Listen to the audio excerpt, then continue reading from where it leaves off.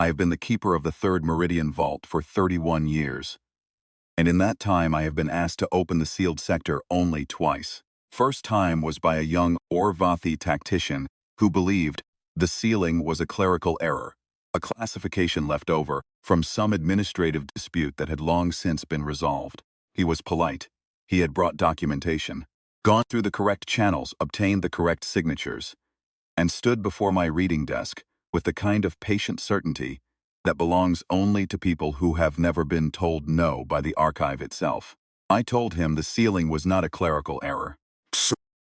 I told him the sector had been designated Terminus Sabia under the full authority of the Meridian Council in the year of the recalibration, and that no subsequent council had moved to revise it.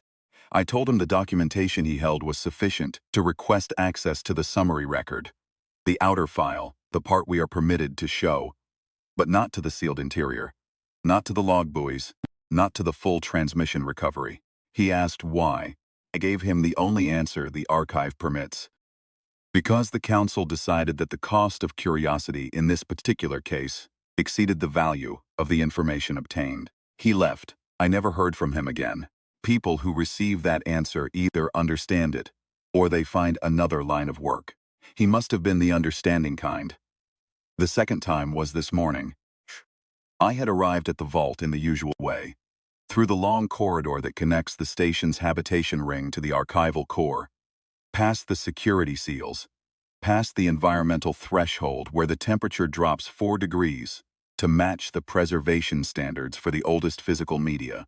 31 years of that same walk, and I still notice the cold. Some people stop noticing.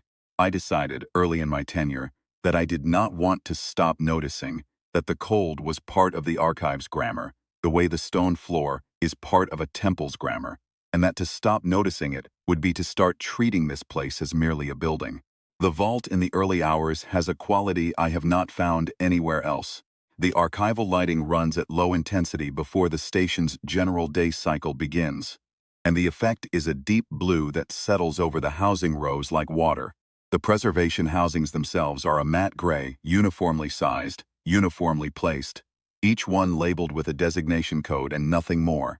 On the threshold, the vault looks like a map of something, some ordered cold geography, whose features I have long since memorized, but whose scale I am still capable of feeling, on certain mornings, as something large. I came to this position the way most keepers do, through the lateral path, through years of work in the secondary collections, before the senior archivist who preceded me decided I had developed the right combination of patience and discretion. She interviewed me for a long time before she endorsed my candidacy to the council. Most of the interview was not about my qualifications. She already knew my qualifications. They were in my file. She wanted to know was how I thought about knowledge that should not be shared, whether I believed in the concept, or whether I was the kind of person who believed that information, once acquired, should always be transmitted. I told her I believed some myths are kept not for the benefit of those who might read them, but for the protection of those who might encounter what the records describe. That the archive's purpose was not transparency. It was preservation and judgment, the judgment of what to preserve, and for whom, and under what conditions. She said that was the right answer. I have not been entirely sure, in the years since, whether she was testing me or whether she meant it simply. It's both. She died 7 years into my tenure. She had kept entry 7 null for 22 years before me. I asked her once, near the end, whether the sealed interior still troubled her. She said it didn't trouble her anymore, that it had troubled her for the first decade, and then it had stopped troubling her. And she wasn't sure that was a comfort or a warning. I think about that answer often. I had been at my reading desk for perhaps 2 hours when she arrived. The one who came this morning was not polite in the same way as the young tactician. She was not impolite either. She was something else, something I have not encountered often in this vocation. She was thorough. She had been thorough for apparently 6 years. She sat down across from my reading desk without invitation and placed a thin case on the surface between us, and she opened it, and inside were 6 years of preparatory research, star chart anomalies, cross-referenced disappearance records, the shipping lane deviations logged by 3 separate Orvathi commercial consortiums over the last century, and a statistical model that she had built herself, which demonstrated, clearly, I will grant her that, clearly, that the buffer zone around the sealed sector was not a natural navigational dead space, was not the product of stellar instability, and was not, as the public record suggested, an uninhabited void of no cartographic interest. She did not ask me to open the sector. She asked me to tell her what was in it. There is a distinction. The archive recognizes it. I looked at her research for a long time. I looked at the shipping lane deviations, which I already knew about. The archive knows about everything that concerns the buffer zone. We are required to know. And I looked at her statistical model, which was clean and careful and correct, and I thought about what I was permitted to say. Then I told her I would do something I had only done once before, and that was to read her the summary record. Not the sealed interior, not the log buoys, not the transmission recovery, not the final entries in the command logs of the 17 vessels that were nearest the threshold when the silence took hold, but the summary record, the outer file, the part the Council authorized for disclosure to a qualified researcher who had demonstrated as she had sufficient cause and methodological rigor to be trusted with the shape of the thing, if not its full contents. She said she would hear it. She had come to the archive through the public access application process, which requires documentation of research purpose, institutional affiliation, and a preliminary bibliography demonstrating scholarly foundation. The review committee had passed her application to me 3 weeks ago. I had read it carefully. I had read the attached bibliography carefully. I had read the statistical model she had included as a methodological appendix, which ran to 14 pages and was among the cleaner pieces of inferential reasoning I had seen submitted to the access review process in 31 years. I had approved her access to the summary record at that point, before she arrived, and flagged her for a reading appointment. This is standard for qualified researchers who demonstrate sufficient cause. The appointment notice is plain. It tells the researcher they have been approved for summary record access and gives a date and a time. It says nothing about what the summary record contains. Most researchers, when they arrive, have not fully anticipated what they are about to hear. She had, I think. She was the kind of researcher who anticipates. So I will tell you what I told her. I will tell it the way I read it to her, from the archive, in the archive's voice, which is not quite my voice and not quite anyone's voice, because the archive was built to outlast all of us, and it writes accordingly. The sealed sector is designated in the current star charts as Void Reference 7 Null. It has no common name in the Orvathi Astronomical Registry. It has no proper name at all, by deliberate decision of the Meridian Council. To name it would be to acknowledge it as a place, and the Council, in its wisdom or its caution, which in this instance were the same thing, determined that it was better understood as an absence, a gap, a margin note that reads "Do not inquire further" and then stops. Before the recalibration, it was called the Karath approach. Before the Karath approach, when the Orvathi were still drawing the first generation of deep-range charts, it was simply the inner rim of the third arm. Unremarkable, uncharted, and sufficiently distant that it would be decades before any expansion fleet reached it. It was not the Orvathi who reached it first. The Vareth Dominion held the forward expansion edge in that arm for most of the early survey period. They were a capable civilization, older than ours by roughly 800 years, and they had made themselves into something formidable, not the most powerful presence in the arm, but organized, methodical, and possessed of a kind of institutional confidence that comes from having absorbed 4 smaller civilizations without meaningful resistance. They were not reckless. I want to make that clear, because it matters to everything that follows.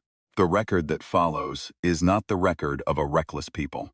Is the record of careful people who encountered something their carefulness was not sufficient to account for.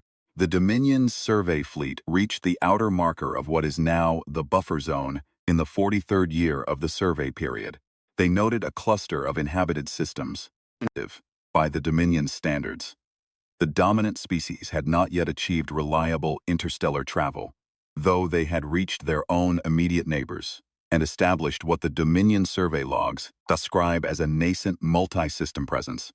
Early and tentative, the kind of reach that a civilization makes when it has only just learned that it is capable of reaching. The Dominion's initial assessment rated them as a Category 3 emergence. Sufficient technological development to warrant diplomatic contact at some future stage, insufficient to pose any meaningful obstacle to expansion into the region. This assessment was logged, filed, and transmitted to the Dominion's Expansion Authority. The Expansion Authority noted it and moved on to other matters. For 11 years, the Dominion expanded elsewhere. The third arm was not their primary axis of advance. They had richer targets, further along the second arm, and the survey data from the third arm suggested that most of the region was thinly populated and resource-sparse. The Category 3 emergence was simply noted, not a threat, not a priority. A line in a table, periodically reviewed, never elevated. In the 54th year of the survey period, the Dominion returned to the third arm with a resource survey team. Standard protocol.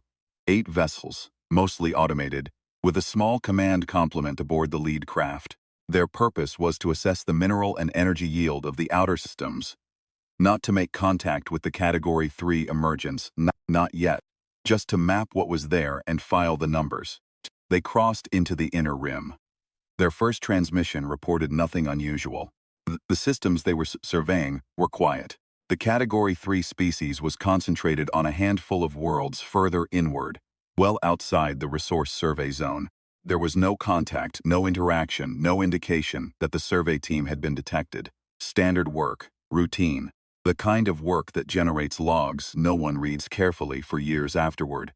Their second transmission, filed 11 days after the first, noted that they had detected what appeared to be a monitoring beacon. A single beacon, passive, positioned at the edge of the survey zone. The command log entry describing it is brief. The beacon was of unknown design, consistent with Category 3 technological capabilities, and appeared to be recording rather than transmitting. No signals outbound. No indication that it had flagged the survey fleet's presence to anyone. The survey commander noted it as interesting and logged the coordinates and moved on.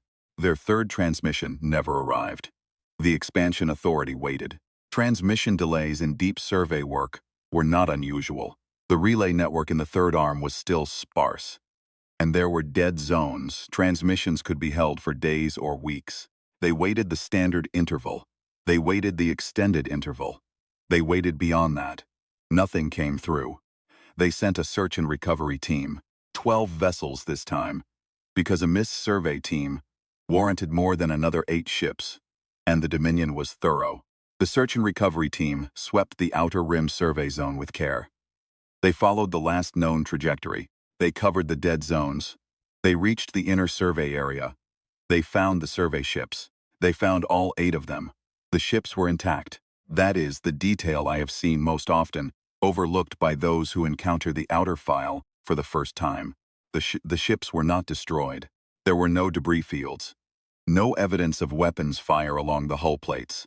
No catastrophic system failures in the engineering logs. No emergency venting patterns that would indicate explosive decompression. The ships were intact, drifting in standard orbital mechanics as though they had simply powered down and waited. The search and recovery team conducted the standard boarding protocol. Secondary airlocks, internal scans, full walkthrough of the accessible compartments, and they found nothing aboard the ships that indicated a fight had taken place. The bulkheads were unmarked. The equipment was stowed properly. The mess facilities aboard the lead craft had been cleaned and the cleaning logged at the correct time. They also found no crew.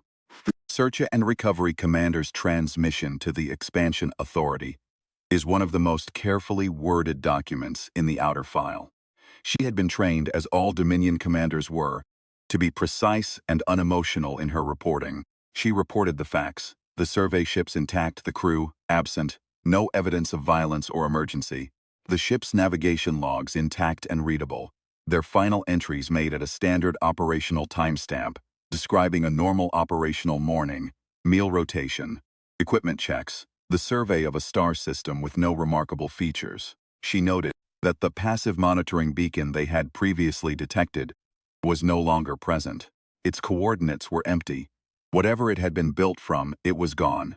She noted that she had found, drifting in the survey zone, at a distance of approximately 40 kilometers from the lead survey craft, a single object she did not recognize. A small, dense, cylindrical container, unmarked, of a material composition her instruments could not classify with confidence. Not a Dominion material.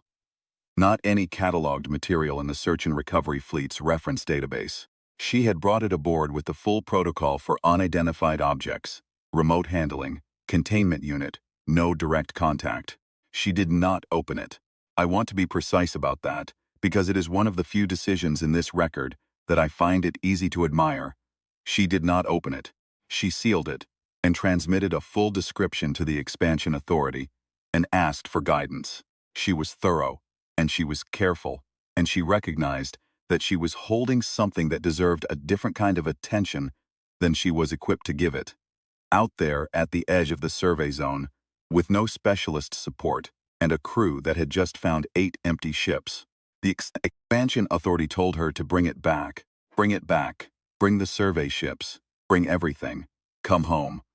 And they would convene a senior assessment before taking any further action. She brought it back. All 12 of her vessels returned. The sealed cylinder was delivered to the Dominion's primary research station, where it was received by a team that was, by the account of their initial intake log, very interested in it. I will not tell you what they found inside it. The summary record does not disclose this, and the Council's reasoning for that particular omission is one I agree with more the older I get. What I will tell you is the shape of what followed. The Dominion did nothing for 60 days after the cylinder was examined. This is documented. The Expansion Authority held 3 senior assessments in those 60 days, convening in the formal meeting hall at the Dominion's administrative core, with full records kept and filed. The research station submitted 5 reports during that period, each more detailed than the last. The Dominion's High Command received all of it and read it and convened their own sessions and produced their own records. 60 days. The inner rim and whatever waited there behind the buffer of the survey zone was left entirely undisturbed. This was, I have come to believe, the correct response. Perhaps the last entirely correct response in the record. I have spent time, over the years, with those 60 days. They are documented in the Expansion Authority's meeting records. 3 sessions, each one longer than the last, each one generating notes that were filed and preserved and eventually came to rest in the sealed interior of this vault. I cannot share those notes, but I know from the summary record that the 3rd session lasted most of a day, that it ended past the standard administrative close, and that the final entry in the session record is a statement from the Expansion Authority Senior Director that reads, in the Orvathi translation, simply as, the assessment is complete. We have considered all available information. The recommendation of the research station is noted. The recommendation of the research station does not appear in the outer file. Whatever the researchers found in the cylinder, whatever they recommended, is in the sealed interior with everything else. But the Expansion Authority's decision on the 61st day, issued 20 hours after that final session ended, is in the outer file. And the gap between a research station's recommendation and a High Command's final order tells its own kind of story. The story of a room where careful people looked at something they did not entirely understand and found in it. Not a warning, but an opportunity. That is, I think, the oldest kind of mistake. Not recklessness, not arrogance, exactly. Just the particular failure of experienced people who have spent long enough being right that they no longer fully credit the possibility of being wrong. The Dominion had absorbed 4 civilizations. It had done its surveys, run its numbers, built its formation, and come out ahead every time. Calculation was the same calculation it had always made. The variable they had not fully accounted for was simply new. On the 61st day, the Dominion's High Command issued an expansion order, a full expansion order. Not a diplomatic contact mission, not a probe deployment, not a follow-up survey with enhanced instrumentation.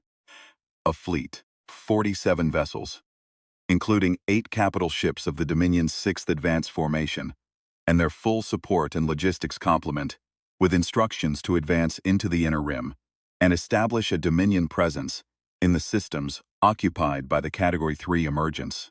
I have wondered over the years about that 61st day, about what was said in the High Command's final session, what evidence was weighed, what argument prevailed. The summary record captures the decision, but not the deliberation, and the sealed interior, which might contain the full record of the High Command's reasoning, is not available to me to share. I can only infer from the decision's shape. The Dominion had a pattern. It advanced toward weakness and away from strength. It had done so for 800 years with consistent success. Whatever the cylinder contained had convinced someone in that final session that the Category 3 emergence was weaker than the initial survey indicated, or more vulnerable, or somehow misclassified, or perhaps simply not what it appeared to be. And the Dominion's High Command, which had never in its recorded history declined an expansion opportunity, the arithmetic favored advance, looked at that information and made a calculation. The calculation was wrong. The fleet departed for the Inner Rim on a standard expansion timeline. 47 vessels. The 6th advance was one of the Dominion's more experienced formations. Not their finest. The finest were stationed at their core in those years, but experienced, well-equipped, with a command staff that had navigated several difficult expansion operations and brought them to successful conclusions. The relay network in the third arm had been improved since the survey period. It was sufficient by that point to support near real-time communication for the first week of the advance. The fleet's command transmissions were logged at regular intervals: position, headings, status, incidental observations. 9 days the transmissions came in on schedule. The Inner Rim, as the fleet advanced into it, was unremarkable. No resistance, no contact, no indication that the fleet's approach had been detected. The systems they passed through were quiet in the way deep space is quiet, empty and old and indifferent. The fleet's status reports read as routine, the language of professionals executing a familiar type of operation, alert but not alarmed. On the 9th day, the relay station at the Outer Rim received 2 transmissions within the same hour. A routine status update at the scheduled time, logged and filed, and then 40 minutes later a priority alert on the emergency channel. Priority alert was brief. It described contact. It described the nature of the contact in terms that the relay station operator, a young technician whose name is in the outer file, whose name I have read many times over 31 years, described in her personal log entry as unlike anything she had been trained to process. She forwarded the priority alert immediately, flagged it at maximum priority for the expansion authority, and then filed her note in the station log. The note said that she was not sure the words she had just transmitted accurately conveyed what the words had actually said. Some things do not translate cleanly across relay. That what she had just forwarded was, in her judgment, one of them.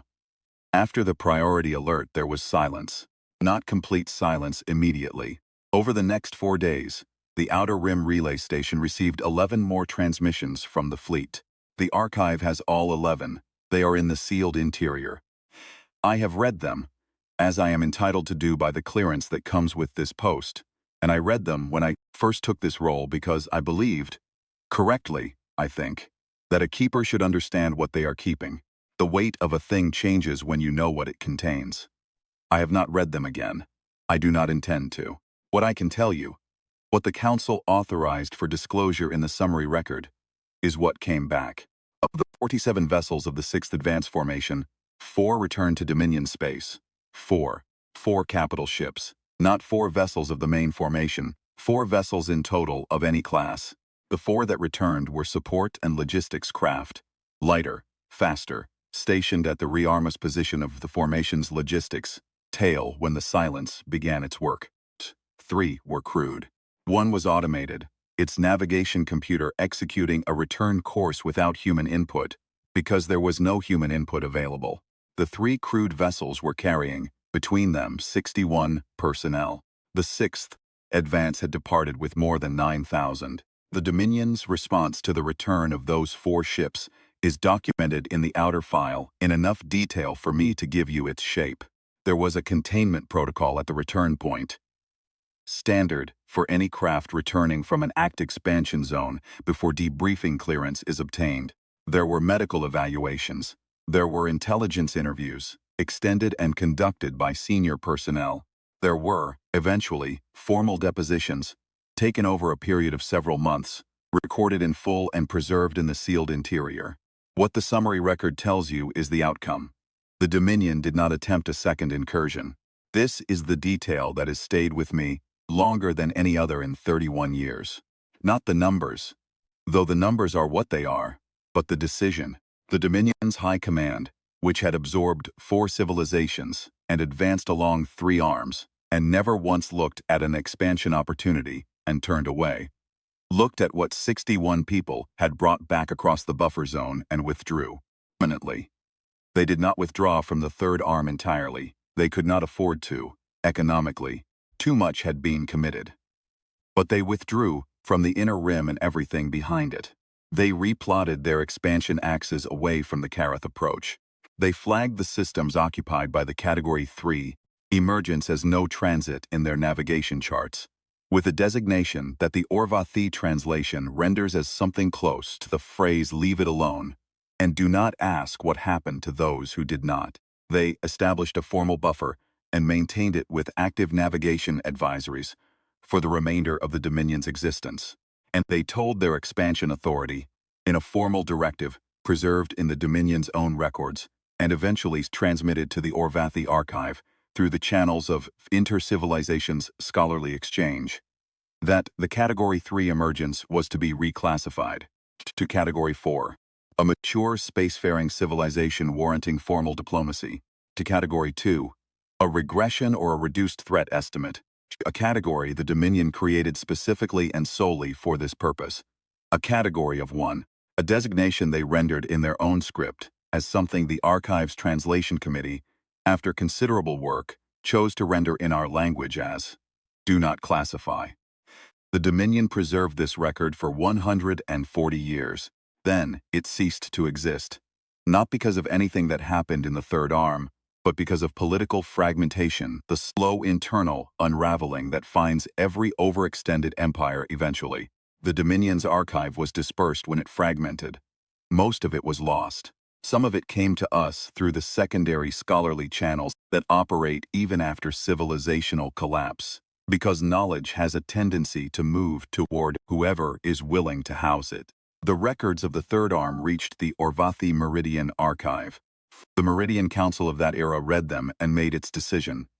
The sector was sealed. The designation Terminus Asialis was assigned. The entry 7 null was placed in the archive's deepest housing tier, behind the clearances that do not bend to documentation and signatures. I inherited that decision, as keepers inherit all the decisions that precede them. The sealing is not my work.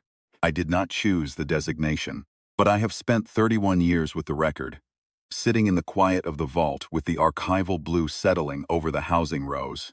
And I have come to understand this decision the way you come to understand something you live alongside. Not through argument, but through familiarity.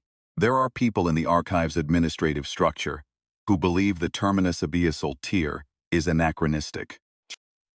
I have heard the argument more than once from colleagues who consider themselves progressives in matters of Axis policy. The argument runs as follows. Information cannot be contained indefinitely.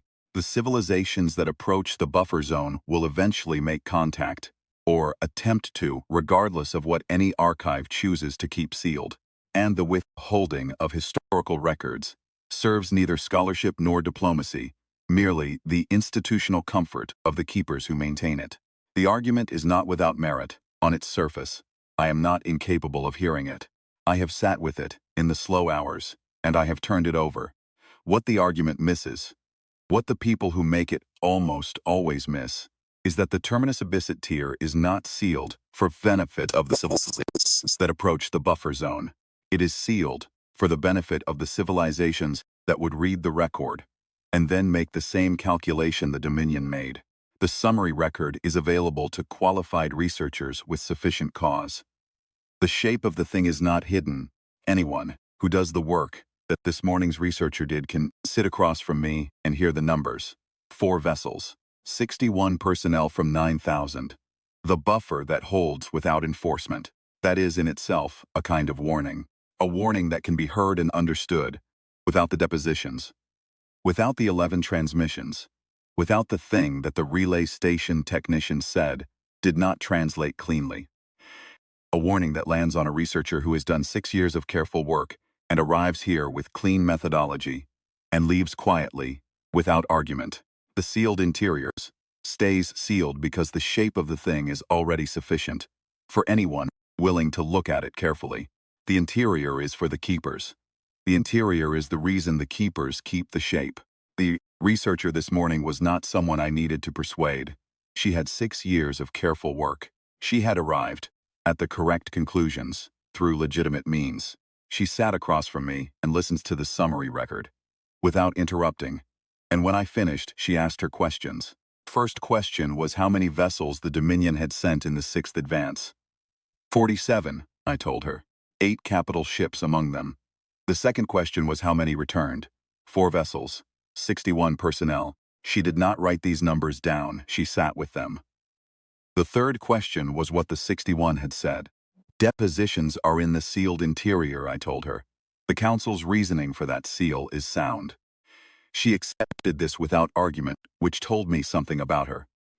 Then she asked a fourth question, and this one I had not anticipated in the way I have learned over 31 years. To anticipate most questions that arise in this room, she asked, do the humans know we keep this record? I told her I did not know. It is the honest answer. The archive does not communicate outward. Receive, we preserve. We disclose as authorized, and we do not transmit to the civilizations whose histories we hold. Whether the species that now occupies those systems, which has, in the centuries since the Dominion's incursion, expanded considerably and achieved by any reasonable measure a mature spacefaring capability that the original Category 3 no longer captures. Whether that species knows that a vault at the edge of the buffer zone holds the last surviving comprehensive record of what happened to the 6th advance, I genuinely cannot say. She asked whether that possibility concerned me. I paused before I answered that, which is not something I do often in this room. Questions in the archive usually have clear, bounded answers. Yes, this is in the record. No, that is sealed. Here is what the Council authorizes me to show you. Here is where that authorization ends. The questions that require pausing are the ones that sit at the edge of the archive's grammar, where the rules are clear, but the feeling of the rules requires something more than recitation. I told her that it was not the archive's place to be concerned or unconcerned. I am a keeper. I keep what is given to me. I keep it sealed when the Council has determined it should be sealed. I do not speculate aloud about the intentions of civilizations whose records I hold in trust. She seemed to understand that. She closed her case. She thanked me for my time and moved toward the door. Then, I said the thing I had not planned to say. I told her, the buffer zone is not maintained by us. She stopped. She turned back. I told her. The Orvathi maintain their navigation advisories. We update the charts. We file the notices with the relevant inter-civilization bodies. But the buffer zone itself, the actual physical absence of any traffic across that threshold, the fact that no vessel from any civilization has entered those systems in the manner the 6th advance entered them, not in all the years since, that is not enforced by us. The archive has no enforcement capability. We have no patrol fleet stationed at the inner rim. We are an archive. She asked who enforced it then. As far as the archive's records indicate, I told her, no one does. She was quiet for a long moment. She is a researcher. I could see her following the thread. She said, so the buffer zone holds because everyone who reaches it already knows not to cross it. I said, the buffer zone holds. She said, and the ones who didn't know, I said, are in the sealed interior. She left after that. I do not expect her to return. I sat in the vault for a while after the door closed behind her. The archival blew. The hum of the environmental systems. The housing rows in their cold, orderly columns. Entry 7 null in the terminus especial tier, sealed and intact and exactly where it has always been. I thought about the young tactician who came 11 years ago with his documentation and his certainty. I thought about what it would mean to be the person who unsealed this entry, who reached past the Council's designation. and the terminus abyssuid classification, and the 31 years of my own tenure, and said, no, the cost of this curiosity does not exceed the value of the information. Thought about the kind of certainty you would need to hold to do that. And I thought about the kind of calculation you would be making. And I thought about the Dominion's high command on the 61st day, looking at the information in front of them, and finding in it not a warning, but an opportunity. I am not that certain. I have not been that certain about anything in 31 years. The vault was quiet. The housing row was orderly. The designation above entry, 7 null, said nothing, because nothing is what it should say, and nothing is what it will continue to say, for as long as the archive stands, and there is a keeper willing to sit with what the nothing means. There is a passage in the Dominion's own history, in the pre-fragmentation records that came to us with the Third Arm files, where one of their senior historians writes about the nature of formative events. The incidents so defining that a civilization marks its calendar from them, divides everything into before and after. The historian's point is that these events are rarely recognized as formative until long after they occur. In the moment, they are simply events. The marking comes later, when enough has changed that the before and after can be seen as distinct. I have thought about that passage often. I do not know what the 60 survivors said in their depositions. I have read the words, and the words are in the sealed interior, and they will stay there. But I know the shape of what they returned from, because the shape is in the numbers, and the numbers are not difficult to understand. 43 ships did not come back. 9,000 personnel did not come back. And the 4 vessels that did return, lighter, faster, positioned at the tail of the logistics line, far enough back that whatever moved through the formation reached them last, or perhaps reached them differently. Those 4 vessels brought 61 people to the debriefing rooms, and the Dominion's high command sat in their formal session and listened, and then they filed a record that said, "Do not classify," and replotted their axes, and never looked toward the inner rim again. Something happened out there in the silence between the priority alert and the return of those 4 craft. Something that 9,000 trained Dominion personnel encountered and 61 survived.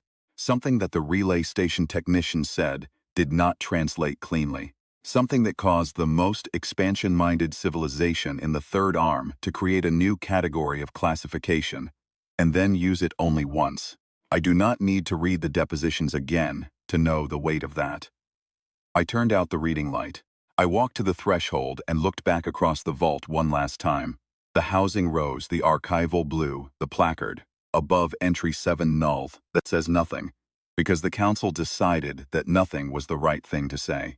The Orvathi have our own expansion front at the far end of the Second Arm. We have our own survey fleets, our own assessment protocols, our own expansion authority, with its tables of civilizations, classified and reclassified as our reach extends. I have colleagues in other vaults who keep records of our own incursions and our own withdrawals, of the civilizations we encountered and the ones that surprised us. The archive is a large institution. Most of what we keep is not sealed. Most of what we keep can be requested by a qualified researcher with the right documentation, and it will be handed over cleanly, without ceremony, without the conversation I had this morning. Entry 7 null is the exception. It has been the exception for as long as the Orvathi Meridian Archive has existed.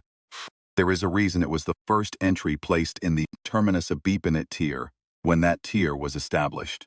There is a reason it has never been reviewed for reclassification, not in my tenure, and not, as far as I can trace, in the tenure of any predecessor. The review process for terminus abyssuid designations requires a full council quorum and a 2/3 majority to even open the reclassification question. In the entire history of the archive, it has been opened twice.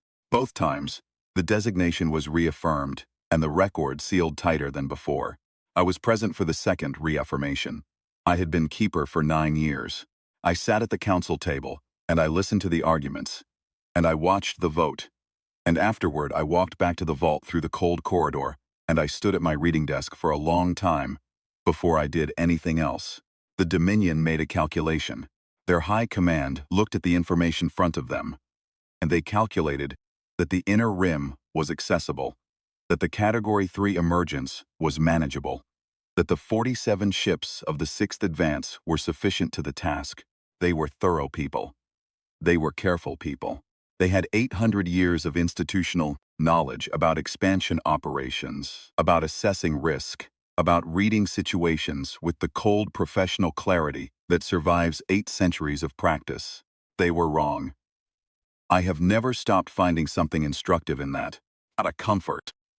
Instruction is not the same as comfort, but something worth sitting with, in the slow hours of the vault, in the archival blue, with the hum of the environmental systems as the only company, somewhere 300 light-years from here, across the buffer, and the quiet, the civilization that was once a Category 3 emergence, goes about whatever it goes about.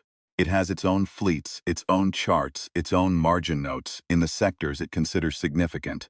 I do not know what it calls the place where the 6th Advance stopped transmitting. I do not know if it has a name for what its civilization has become in the long memory of every species that has ever approached its systems and turned away. I know what the archive holds. I know why the buffered zone holds without enforcement. I know why the summary record ends where it ends, and why the sealed interior stays sealed, and why the council that made that decision was right. The archive remains. The vault hums in the cold, patient, and dark, keeping what it was built to keep. Entry 7 null terminus abal, no further notation required.